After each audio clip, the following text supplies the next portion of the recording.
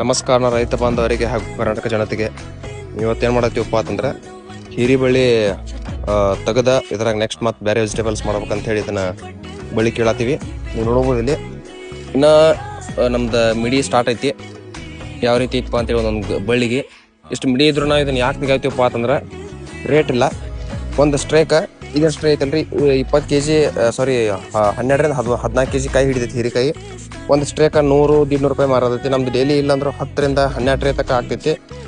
But 10ರಿಂದ 12 tray ಆದ್ರೆ ಅದು 1,500 ರೂಪಾಯಿ ಆತಂದ್ರೆ ಅದು ಲಾಸ್ ಆಕೈತಿ ನಮ್ಗೆ. ಸೊ ಅದಕ್ಕೆ ಇದು ತೆಗೆದು ಇದ್ರಾಗ ಬೇರೆ ವೆಜಿಟೇಬಲ್ಸ್ ಮಾಡ್ಬೇಕಂತ ಹೇಳಿ ಇದನ್ನು ಫುಲ್ ತೆಗಿತೀವಿ.